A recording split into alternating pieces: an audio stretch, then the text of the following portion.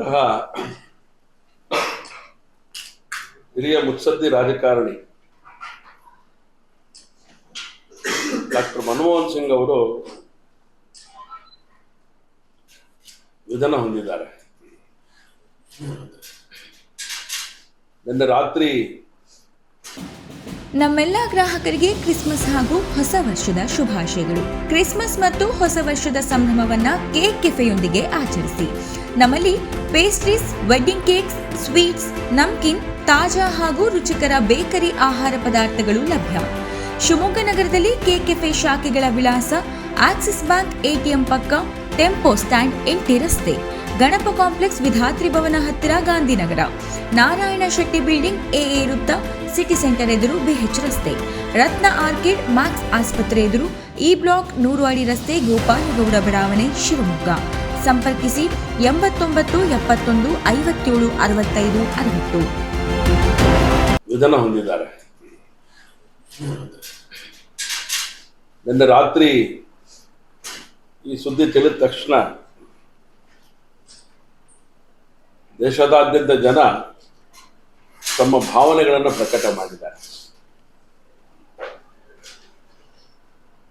10 ವರ್ಷಗಳ ಕಾಲ ಈ ದೇಶವನ್ನ ಮುನ್ನಡೆಸಿದಂತ ಒಬ್ಬ ಖ್ಯಾತ ಆರ್ಥಿಕ ತಜ್ಞರು ಈ ದೇಶಕ್ಕೆ ಬೇಕಾಗಿರುವಂತ ಅನೇಕ ಸಂಗತಿಗಳನ್ನು ಜೋಡಿಸಿ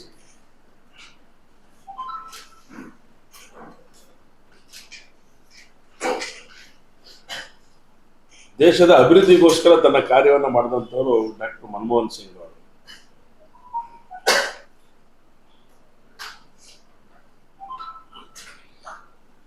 ಅವರು ನಿಧನ ಹೊಂದಿರುವಂಥದ್ದು ಮನಸ್ಸಿಗೆ ನೋವಾಗಿರುವಂತ ಒಂದು ಸಂಗತಿ. ಈ ನೋವಿನ ಸಂಗತಿಯನ್ನು ತಿಳಿದ ಮೇಲೆ ಅನೇಕರು ತನ್ನ ಭಾವನೆಗಳನ್ನು ಹಂಚಿಕೊಂಡಿರುವಂಥದ್ದು ನಾವು ಗಮನಿಸಿದ್ದೇವೆ.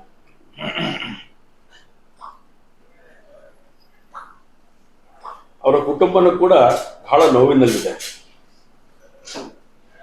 ಆ ಕುಟುಂಬನೂ ಕೂಡ ಆ ನೋವನ್ನು ತಡ್ಕೊಳ್ಳುವಂಥ ಶಕ್ತಿ ಭಗವಂತ ಕರುಣಿಸ್ಲಿ ಅಂತೇಳಿ ಭಗವಂತನಲ್ಲಿ ನಾನು ಪ್ರಾರ್ಥನೆಯನ್ನು ನಾನು ಮಾಡ್ತೇನೆ.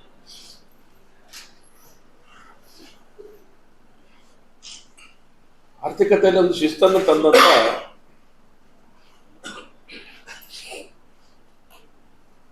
ಒಬ್ಬ ಮಹಾನ್ ಮೇಧಾವಿ ಅವರು ಜೋರಾಗಿ ಮಾತನಾಡಿದ್ದೇ ನಾವು ಕೇಳಿಲ್ಲ, ನೋಡಕ್ ಸಾಧ್ಯನೂ ಆಗಲಿಲ್ಲ ನಮಗೆ.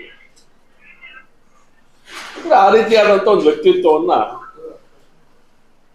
ರೂಪಿಸ್ಕೊಂಡಂತ ಒಬ್ಬ ಶ್ರೇಷ್ಠ ನಾಯಕರು ಅವರು. ಇಡೀ ರಾಷ್ಟ್ರಕ್ಕೆ, ವಿಶೇಷವಾಗಿ ಆ ಸಮುದಾಯಕ್ಕೆ ಬಹಳ ಗೌರವವನ್ನು ತಂದುಕೊಟ್ಟಂತ ಒಬ್ಬ ಮಹಾನಾಯಕ. ಇಂದಿರಾ ಗಾಂಧಿ ಅವರ ಜೊತೆನಲ್ಲಿ ಅವರ ಸಂಬಂಧ ತುಂಬಾ ಚೆನ್ನಾಗಿದ್ದಂತ ದಿನಗಳನ್ನು ನಾವು ನೋಡಿದ್ದೇವೆ.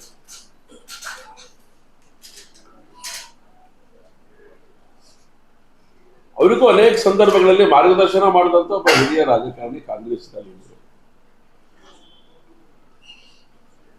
ಇವತ್ತು ಅವರು ನಮ್ಮನ್ನೆಲ್ಲ ಅಗಲಿದ್ದಾರೆ. ಅವರ ಆತ್ಮಕ್ಕೆ ಶಾಂತಿ ಸಿಗಲಿ, ಭಗವಂತ ಆತ್ಮಕ್ಕೆ ಶಾಂತಿಯನ್ನು ಕರುಣಿಸಲಿ ಅಂತೇಳಿ ಪ್ರಾರ್ಥನೆಯನ್ನು ಮಾತ್ರ ನಾನು ಮಾಡ್ತೇನೆ. ಅವರ ಗೌರವಾರ್ಥವಾಗಿಯೇ ಇವತ್ತು ನಾವು ಪತ್ರಿಕಾಗೋಷ್ಠಿಯನ್ನು ಏನು ಕರೆದಿದ್ವಿ ಅದನ್ನ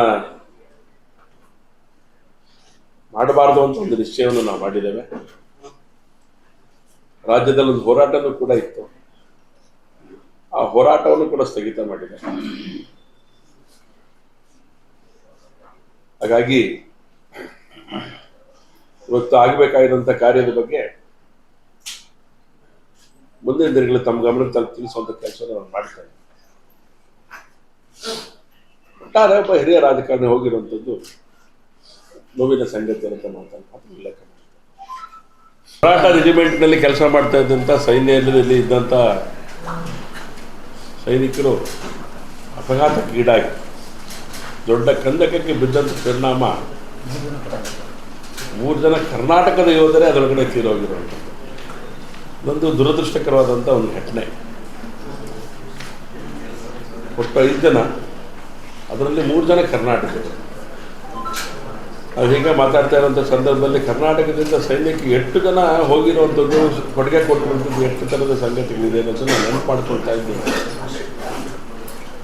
ಬೇರೆ ರಾಜ್ಯಗಳದ್ದು ಪರಿಸ್ಥಿತಿ ಏನೇ ಇರ್ಬೋದು, ಆದರೆ ಕರ್ನಾಟಕದಿಂದ ಸೈನ್ಯಕ್ಕೆ ಹೋದಂಥವರು ಸಂಖ್ಯೆ ಅಗಾಧವಾಗಿದೆ ಅನ್ನೋಂಥದ್ದು ನನಗೆ ಗೊತ್ತಾಗ್ತಾ ಇರುತ್ತೆ. ಹಾಗಾಗಿ ಆ ಒಂದು ದುರ್ಮರಣಕ್ಕೆ ತುತ್ತಾಗಿರುವಂಥ ನಮ್ಮ ಯೋಧರಿಗೆ,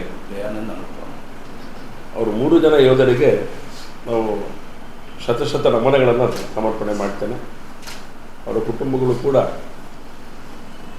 ಧೈರ್ಯವನ್ನು ತಂದುಕೊಂಡು ಮುಂದೆ ಆಗಬೇಕಾಗಿರುವಂಥ ಮನೆಗೆ, ಕುಟುಂಬಕ್ಕೆ ಇನ್ನೊಂದಷ್ಟು ಸಂಗತಿಗಳನ್ನು, ಬೆಳವಣಿಗೆಗೆ ಬೇಕಾಗಿರುವಂಥ ಎಲ್ಲ ಸಂಗತಿಗಳನ್ನ ಜೋಡಿಸ್ಕೊಳ್ಳಿಕ್ಕೆ ಭಗವಂತ ಶಕ್ತಿ ಕೊಡಲಿ ಅಂತೇಳಿ ಪ್ರಾರ್ಥನೆಯನ್ನು ನಾನು ಮಾಡ್ತೇನೆ. ಸ್ವಲ್ಪ ಬಿಟ್ಟೋಗಿದ್ದೆ.